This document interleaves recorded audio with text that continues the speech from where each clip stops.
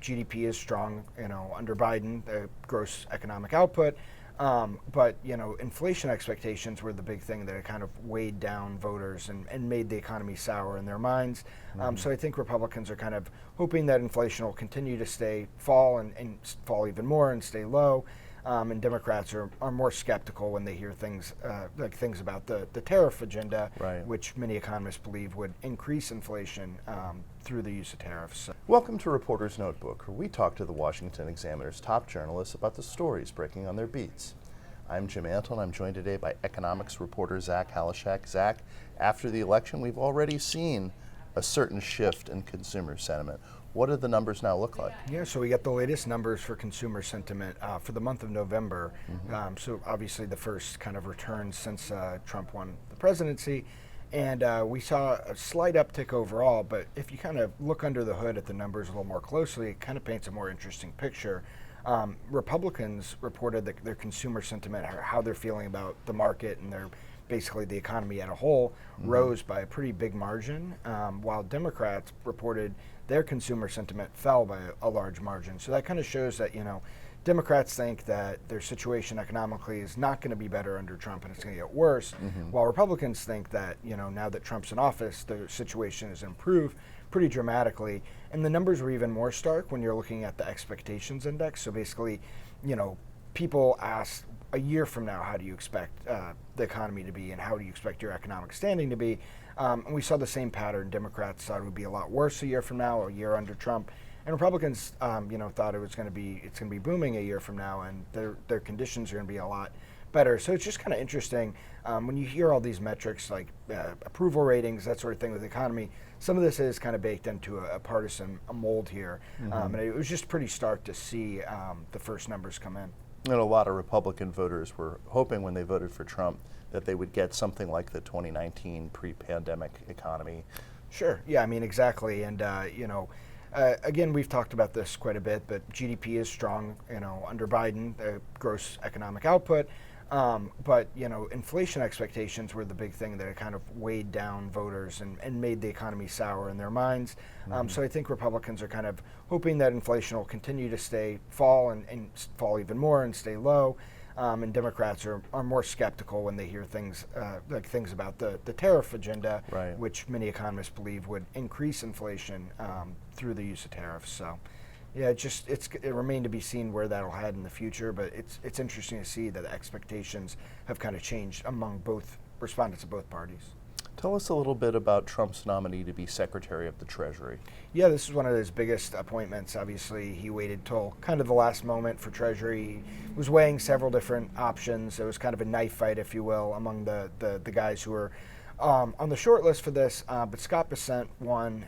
He is the founder of Key Square Group, a prominent hedge fund manager in New York, has long ties to the finance world, kind of made his name on Wall Street working at George Soros's personal family office, which, you'll know that name. He's kind of a boogeyman on the right, liberal financier, dumps millions and millions of dollars into campaigns across the country. Progressive left-wing causes. Yeah, and district attorneys, that sort of thing. So he's kind of very notorious on the right, and so it might surprise people that he picked someone in that. But again, he left Soros' firm as chief operating officer in 2015, and has been at his own firm since, and has kind of gone pretty close to Trump over the years. Donated, I think it was $1 million during Trump's first inaugural committee in 2016, and kind of since then has kind of increasingly cultivated ties with Trump world. And this election was a pretty close economic advisor to Trump on a number of things. He has an idea of returning GDP growth to 3%, that to be the target, increasing, it's called 333, increasing oil production by another 3 million barrels. And so he's just kind of trying and I think the interesting thing to look at with Bessent is he's not the typical pro-tariff, populist. He's kind of been wary about tariffs in the past and has been skeptical about them, and kind of, I think, sees them more as a threat than a means to an end. So like threaten tariffs to get a better trade agreements in place rather than impose unilateral tariffs. But again, Trump's the president, so it'll be interesting to see sort of that tension, how it plays out. Wall Street reacted well to it. The Dow, NASDAQ, S&P 500 are all up today. because he's kind of more of a established pick. It's not someone kind of shooting from the hip that isn't well known among Wall Street.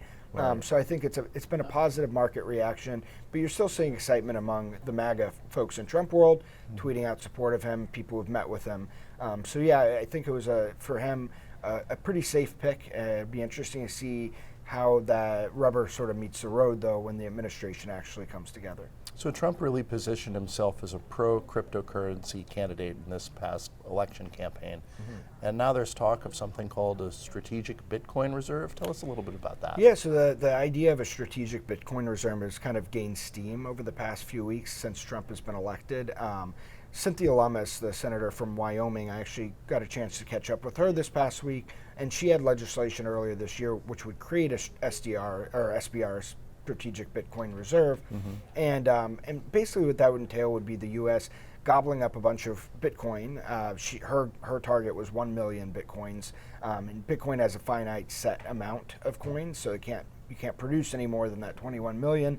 So her target is kind of the U.S. having 5% of the global Bitcoin currency, and kind of the idea would be to use it as a hedge against inflation, and to kind of prevent weakness in the dollar and kind of offset that. And then another reason proponents will point to is that Bitcoin is kind of the cutting edge of finance and innovation right now, and there's fears that other countries might try to do something similar, and so the U.S. kind of get ahead on that.